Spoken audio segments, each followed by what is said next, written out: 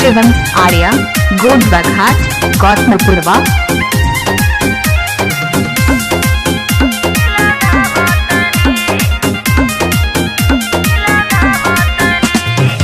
साली हो शादी कोला भइलु जमा कबला तू करबो जवानी जिया। अरे बाप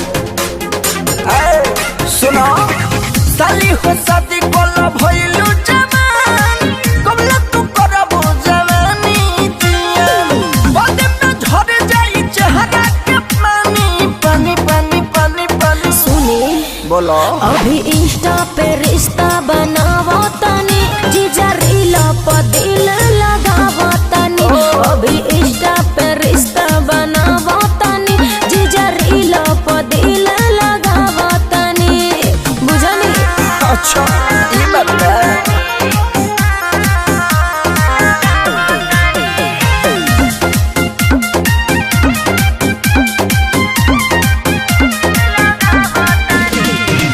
ब्रांड खोजतनी लइका जीजा जवन खियावे रोज मोमोज पिज्जा। तो हई रोल ना खइबू ए हो तो ढलता जमानी बेकार हो जाई। कमनो हो जवादी फरार हो जाई।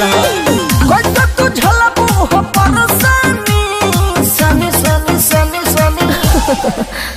अभी इंस्टा पे रिश्ता बनावा तनी जीजा रीला पर दिल लगावा तनी। अभी इंस्टा पे रिश्ता बनावा तनी जीजा रीला पर दिल लगावा तनी।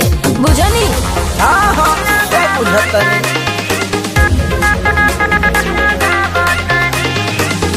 डीजे शिवम गोंडबाघाट गौतमपुरवा।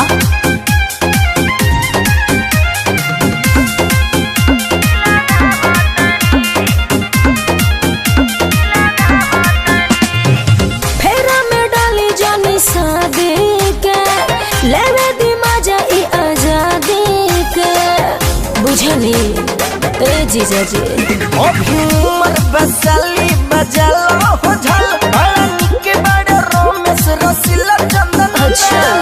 इमरान के बने जा तू हाली से रानी रानी रानी रानी रानी। अरे तो सुनी अभी इंस्टा पे रिश्ता बनावा तनी जीजा रीला पर दिल लगावा तनी। अभी इंस्टा पे रिश्ता बनावा तनी जीजा रीला पर दिल लगावा तनी। दिमाग में रख ले।